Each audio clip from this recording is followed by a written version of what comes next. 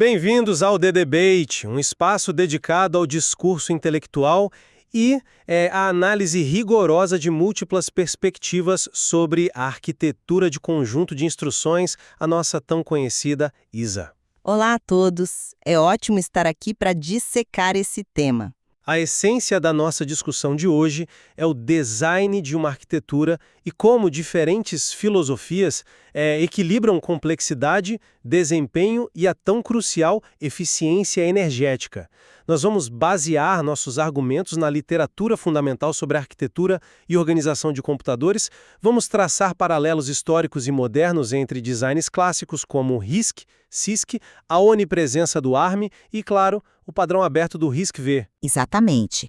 E a divergência central que a gente vai explorar hoje é bem clara.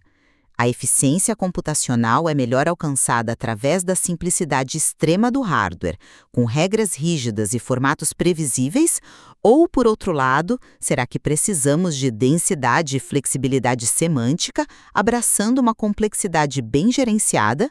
Para deixar claro de onde eu estou partindo logo de início, eu argumento que a simplicidade do hardware, especificamente através de instruções de tamanho fixo e um design puramente focado em load store, forma o alicerce absoluto para um desempenho previsível.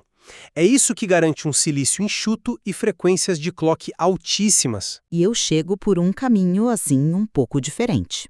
Eu defendo que essa complexidade bem gerenciada que a gente obtém através de formatos de instrução híbridos, modos de endereçamento mais ricos e flexibilidade na memória é o que verdadeiramente otimiza o sistema no mundo real, porque a simplicidade cega no processador pode paradoxalmente gerar ineficiências brutais nos níveis mais altos do sistema, especialmente quando o assunto é o tráfego de memória. Certo. Para a gente colocar as cartas na mesa, deixe-me delinear minha visão sobre o que faz uma ISA ser elegante e eficiente. Eu estou convencido de que a arquitetura ideal tem que ter a regularidade como seu norte. Pense, por exemplo, no uso de formatos de instrução de tamanho fixo, como os tradicionais 32 bits das arquiteturas RISC clássicas e do MIPS original. Isso não é só uma convenção, é um triunfo da engenharia de hardware. É um design limpo, eu admito. O processo de busca e decodificação dentro do chip fica incrivelmente simples. O processador sabe, sem sombra de dúvida, onde a instrução atual começa e onde a próxima vai terminar. Isso permite que você construa um pipeline, aquela linha de montagem interna da CPU, altamente eficiente. Sim, o decodificador agradece a facilidade, mas a que custo, sabe? Há um custo que vale muito a pena. As instruções fluem de maneira previsível, sem surpresas, sem engasgos, executando quase sempre em um único ciclo de máquina. Mover o peso das decisões complexas para o compilador e manter o chip em si o mais, digamos, burro e rápido possível não apenas acelera o clock, mas reduz incrivelmente a dissipação térmica. E olha, o silício moderno tem limites físicos de temperatura que nós simplesmente não podemos ignorar. Eu entendo perfeitamente o apelo da regularidade, de verdade. Mas a gente precisa olhar para o outro lado dessa equação. Focar inteiramente em deixar o processador rápido e burro cria um problema colossal fora dele, o desperdício de espaço na memória. Se o hardware só entende instruções muito básicas e engessadas, o seu programa vai precisar de milhares de instruções a mais para executar a mesmíssima tarefa. Mas a memória hoje é abundante. Abundante sim, mas lenta? É o que na literatura a gente chama de expansão do tamanho do código, ou code footprint. E é por isso que eu sou uma defensora de que os formatos de instruções variáveis, ou melhor ainda, os híbridos, entregam uma densidade de código muito maior na prática. Você precisa de menos espaço para guardar a mesma lógica. Olha, instruções variáveis, como as do x86, são um pesadelo logístico para o hardware. E eu concordo plenamente que o x86 clássico é um extremo perigoso. Nele você tem instruções que variam de 1 byte até impressionantes 15 bytes. O hardware precisa ler o primeiro byte só para adivinhar quantos bytes a mais ele tem que buscar. É uma bagunça de decodificação. Mas a inovação real hoje não é o formato puramente variável, e sim o híbrido. Você diz extensões de compressão. Exatamente. Pense nas extensões como o IRM Thumb 2 ou o RISC-V com a extensão RV32C. Eles misturam instruções de 16 e 32 bits de um jeito brilhante. Você pega as operações mais comuns do dia a dia e as comprime em 16 bits. Os dados de benchmarks padronizados, tipo SPEC CPU 2006, mostram que essa compactação reduz drasticamente o tamanho final do programa compilado. E você acha que sacrificar a simplicidade do pipeline adicionando multiplexadores complexos para descompactar esses 16 bits na hora da execução é uma troca justa? Sem a menor dúvida. O sacrifício de alguns transistores extras ali no decodificador é minúsculo se você olhar para o ganho colossal que é manter o código dentro das memórias cache no próprio chip. Pense na sua cache L1 como a sua mesa de trabalho e na memória DRAM principal como um arquivo morto lá no porão do prédio. Se o seu código é inflado, cheio de instruções de 32 bits que só fazem operações simples, ele não cabe na sua mesa. O processador vai passar o tempo todo descendo ao porão para buscar a próxima instrução. O que custa muitos ciclos. Centenas de ciclos de relógio e uma quantidade absurda de energia. Programas menores rodam direto da mesa, poupando bateria e tempo. A densidade de código, na prática, é rei. Esse é um ponto válido. Eu gosto muito da analogia da mesa de trabalho. A redução dos acessos ao porão da DRAM é de fato a grande batalha do desempenho computacional moderno. A hierarquia de memória é o gargalo físico de qualquer máquina atual. Nesse aspecto, eu admito que as soluções híbridas, como o RV32C que você mencionou, são um meio termo de engenharia muito astuto. É o melhor dos dois mundos. Sim, porque você comprime apenas o que é estatisticamente frequente, sem herdar o caos de decodificação de 15 bytes do x86. O hardware descomprime isso internamente de volta para 32 bits e o pipeline continua feliz.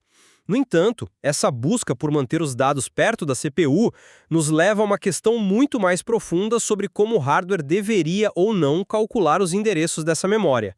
E aqui eu mantenho a minha defesa da simplicidade com o modelo Load Store puro. O clássico embate sobre os modos de endereçamento. Exatamente. O hardware deve calcular matemática, não ficar passeando pela memória à toa. Veja o design base do RISC-V, por exemplo. Ele foca no modo de endereçamento baseado em um registrador base, mais um deslocamento ou offset. É simples, direto. Historicamente, a gente já viu arquiteturas tentando fazer de tudo. O CISC foi ao extremo com o VAX nos anos 70 e 80. Lembra do VAX? Como esquecer? Aquele endereçamento memória para memória. Isso, onde uma única instrução podia pegar um dado da memória, somar com outro dado da memória e gravar o resultado de volta na memória, tudo de uma vez. Quando você tira esses modos complexos da reta, a lógica de controle do processador fica muito mais enxuta.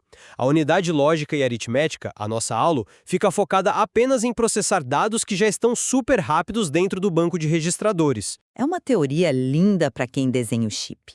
Mas o hardware não roda no vácuo, certo? Ele roda software, escrito por seres humanos, compilado a partir de linguagens de alto nível como C ou C++. Oferecer múltiplos modos de endereçamento, instruções um pouco mais semânticas, diminui o abismo que existe entre a linguagem de programação e o silício. Mas adiciona uma sobrecarga na execução. Uma sobrecarga que muitas vezes compensa. Pegue a arquitetura ARM, que está no bolso de quase todo mundo hoje nos smartphones. O ARM possui modos de pré-indexação e pós-indexação. Isso é genial na prática. Genial! Mas exige que a ALU trabalhe em dobro durante um ciclo que deveria ser exclusivo de memória. Mas veja o benefício real. Imagine um laço de repetição, um loop, que precisa percorrer uma matriz enorme de pixels em uma imagem. Com a pós-indexação do ARM, uma única instrução carrega o dado do pixel e no mesmo fôlego já atualiza automaticamente o ponteiro para o próximo pixel, incrementando o endereço. Em um RISC puramente ortodoxo que você defende, o compilador precisaria emitir 3 instruções separadas, uma para download, uma para fazer adição no ponteiro e outra para lidar com a lógica. Novamente, a gente volta à minha tese central. Instruções com mais riqueza semântica compactam a lógica. Uma única instrução faz o trabalho de 3, economizando aquele precioso espaço na nossa mesa de trabalho da cache. Eu entendo a atração por essas instruções faz tudo, mas você está aí ignorando o efeito dominó que essa complexidade causa debaixo do capô. Se uma instrução faz autoincremento, como você descreveu, ela de repente tem múltiplos destinos de escrita no mesmo ciclo. Sim, ela escreve o dado e o endereço. Exato, ela precisa escrever o dado da memória em um registrador e o endereço atualizado em outro registrador. Isso introduz conflitos severos nas portas lógicas do banco de registradores e complica demais o encaminhamento de dados caso ocorra uma falha na cache. É exatamente por isso que os criadores do RISC-V deliberadamente decidiram deixar o autoincremento de fora. A filosofia é: deixe o compilador desenrolar o laço e otimizar essas instruções básicas. O problema de jogar tudo nas costas do compilador é que você pressupõe que ele sempre vai gerar o código perfeito. E que o barramento de memória vai dar conta de engolir esse volume extra de instruções básicas que ele gerou. Mas se o hardware for previsível, o compilador consegue ser quase perfeito. E já que estamos falando de como a memória entrega esses dados, precisamos entrar na organização física da própria memória, porque não basta calcular um endereço rápido. A forma como os bytes estão alinhados dita a real performance do sistema. O alinhamento e a eterna briga sobre a ordem dos bytes. Uma briga muito justificada. Para mim, a arquitetura tem que forçar o alinhamento estrito, sem negociações. Os dados precisam residir em limites naturais na memória física.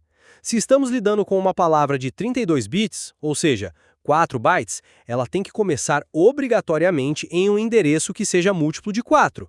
Endereço 0, 4, 8, 12 e assim por diante. Quando você impõe essa disciplina, o barramento de memória opera na sua capacidade máxima. Ele puxa o bloco perfeito para cache em uma única transferência limpa. Certo, um acesso ideal. Se você permite o acesso desalinhado, digamos, um inteiro que começa no endereço 3 e termina no 6, você força o processador a fazer 2 leituras físicas na memória para montar um único dado. É uma armadilha de desempenho terrível que deveria gerar um erro fatal no sistema, e não ser mascarada magicamente pelo hardware. Olha, na teoria dos mundos ideais, todo mundo adoraria dados perfeitamente organizados em caixinhas de 4 bytes. Mas na vida real, acessos desalinhados não são uma quebra de etiqueta arquitetural. Muitas vezes são uma necessidade de sobrevivência, especialmente em processamento de rede e telecomunicações. Os pacotes de dados da internet simplesmente não chegam organizadinhos nesses limites perfeitos. O compilador pode alinhar isso estruturalmente. Mas, se o hardware não suporta acesso desalinhado transparente, o compilador é forçado a inserir espaços em branco, o famoso padding, entre os dados só para forçar o alinhamento. Sabe o que isso faz? Infla as estruturas de dados, entope a nossa cache de zeros inúteis e desperdiça a banda de memória. Eu sou totalmente a favor de o hardware engolir esse sapo. Se o processador precisar fazer 2 chamadas internas e montar o dado invisivelmente, que faça. O benefício do empacotamento agressivo de dados supera essa penalidade ocasional. Mas mascarar essa penalidade prejudica a previsibilidade em sistemas de tempo real. Você perde o controle de quanto tempo um loading vai levar. E já que tocamos em como os dados se acomodam, precisamos mencionar a ordem interna desses bytes, o end-NS. Eu defendo aqui a abordagem do RISC-V, em priorizar o Little Endian, onde o byte menos significativo fica no menor endereço, foi um pragmatismo brilhante. É a escolha puramente baseada na dominância comercial. O mundo x86, os sistemas operacionais como iOS, Windows e Android rodam nativamente em Little Endian. Ficar tentando reinventar a roda aqui só introduz atritos desnecessários de conversão de software. Pragmatismo comercial não deve ditar a pureza do design. O Big Endian, onde o byte mais significativo vem primeiro, imita a forma como nós lemos números no mundo real, e ele tem vantagens seríssimas. Quando o processador precisa comparar 2 grandes cadeias de caracteres ou strings, o Big Endian permite que a unidade lógica faça isso nativamente muito mais rápido, testando logo o byte de maior peso. É por isso que os principais protocolos de rede da internet operam um Big Endian. Sim, o Network Byte Order. Isso. Quando o hardware Little Engine recebe esse tráfego de rede, ele perde tempo invertendo bytes constantemente, sem falar nas arquiteturas B-Engine, como o PowerPC e algumas implementações do ARM moderno, que te permitem mudar essa ordem sob demanda. A arquitetura de hardware deveria servir ao sistema legado no qual está sendo inserida e não obrigar a rede inteira a se adaptar a um padrão comercial de CPU. Eu vejo a utilidade dessa flexibilidade B-Engine para migrações de sistemas antigos, de verdade, mas manter essa lógica viva significa colocar portas de multiplexação no caminho crítico de dados do chip para sempre. É um custo elétrico e de área de silício que nós poderíamos simplesmente padronizar e esquecer. Mas essas escolhas tamanho da instrução, como endereçar e como alinhar, culminam na pergunta mais fundamental de todas: como as próprias instruções e os dados coabitam o computador? Estou falando do nível mais macro do design, o embate clássico entre a arquitetura de von Neumann e a arquitetura de Harvard. Esse é, sem dúvida, o alicerce geográfico de toda essa nossa discussão sobre eficiência. Exatamente. Se voltarmos aos fundamentos conceituais do modelo de von Neumann, que vem desde os primeiros projetos como o do computador IS, veremos uma elegância unificadora fantástica. No modelo puramente von Neumann, o processador acessa uma única grande memória unificada. As instruções do seu programa e os dados que esse programa vai manipular vivem num mesmo espaço físico. Eles trafegam pelos mesmos fios do barramento. Ao tratar instruções essencialmente como se fossem apenas mais um tipo de dado, coisas como carregar um sistema operacional para RAM ou compilar código em tempo real viram um processo totalmente orgânico. É um modelo barato, escalável e incrivelmente flexível. É um modelo histórico e importante, claro. Mas eu não posso deixar você elogiar von Neumann sem mencionar o elefante na sala, o famigerado gargalo de von Neumann. Lembra da nossa analogia do trânsito? Imagine uma rodovia de pista única, onde os carros de passeio, que são as nossas instruções, e os caminhões pesados de carga, que são os nossos dados, precisam passar ao mesmo tempo para entrar na cidade, que é o processador.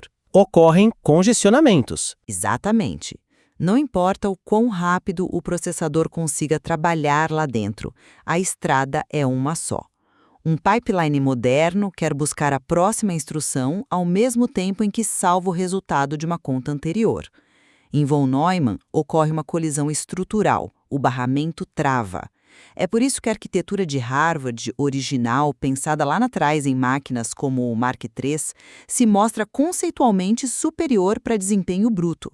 Ao separar fisicamente a memória de instruções da memória de dados, com barramentos totalmente distintos, você constrói duas vias independentes. O gargalo simplesmente desaparece. Desaparece no papel, né? Na prática, construir dois sistemas inteiros de memória primária é um pesadelo logístico terrível. Imagina separar os pinos físicos de uma CPU moderna para ligar em dois blocos gigantes de DRAM diferentes lá fora na placa-mãe. O custo dobraria, sem falar no desperdício da flexibilidade. Se você tiver muita memória para instruções e pouca para dados em uma aplicação específica, um lado fica ocioso e você não pode emprestar espaço de um para o outro. A arquitetura Harvard pura é fantástica para pequenos microcontroladores de geladeiras, mas inviável para a escala dos terabytes de um PC moderno. Inviável na escala macro da placa-mãe, sim. Mas é aí que a evolução nos trouxe aquela que eu considero a síntese mais bonita dessa disciplina toda. A arquitetura Harvard modificada, ou von Neumann modificada, como alguns chamam. Nisso eu tenho que concordar plenamente com você. A indústria encontrou um terreno comum fascinante. A solução adotada em peso, desde os chips de celular até os supercomputadores, foi manter a filosofia unificada de von Neumann lá fora, na memória RAM externa, um único módulo barato e gigantesco onde tudo se mistura. Sim, mas assim que a informação entra no chip do processador, o design vira puro Harvard. Nós dividimos as caches L1. Temos uma cache L1 separada só para instruções, a L1I, e uma cache L1 separada só para dados, a L1D. O pipeline de execução opera alimentado por duas vias independentes, simultaneamente, sem a menor chance de colisão estrutural no núcleo. Nós unimos a economia de escala da Aderão unificada de von Neumann com a fome insaciável por largura de banda simultânea da filosofia de Harvard. É uma solução brilhante, mas perceba que ela valida o meu ponto principal sobre a simplicidade estrutural. A infraestrutura pesada da máquina externa ainda confia no design limpo de von Neumann, deixando as complexidades de separar e gerenciar barramentos isoladas bem fundo na topologia interna do chip, onde os transistores são abundantes e baratos hoje em dia. Olha, eu diria o oposto. Isso valida a minha defesa pela complexidade bem gerenciada. Tivemos que criar subsistemas de memória inteiramente duplicados e lógicas avançadíssimas de predição de cache apenas para mascarar o gargalo original da memória externa. A complexidade foi necessária para alimentar a besta de desempenho que os processadores modernos se tornaram. O que fica muito claro, e acho que nossos ouvintes podem perceber agora, é que a busca pela arquitetura ideal depende muito da lente com que você analisa o problema. Minha perspectiva reitera que a simplicidade do hardware provê a base mais sólida. Formatos rígidos e fixos de 32 bits, um compromisso inabalável com um alinhamento de memória para manter o barramento limpo e a fundação baseada num design puramente load store garantem que a máquina física rode no seu limite térmico e de frequência máximo. A responsabilidade pelas otimizações complexas deve ser transferida para os compiladores e para os engenheiros de software, mantendo o silício escalável e livre de truques obscuros. E a minha visão permanece focada na realidade física punitiva do silício atual, as famosas paredes de memória. Um hardware excessivamente rígido gasta energia à toa trafegando código inchado. Formatos híbridos que compactam as instruções, o abraço ou acesso desalinhado quando necessário pelo sistema, a inclusão de modos variados de endereçamento para resolver lógicas em um único ciclo e a separação genial das caches no formato Harvard modificado. Tudo isso se traduz, na prática, em um código com uma pegada menor que cabe nas memórias mais rápidas do chip. É uma complexidade que, no fim das contas, poupa energia e tempo formidáveis do sistema como um todo. Em última análise, concordamos na força matriz de tudo isso.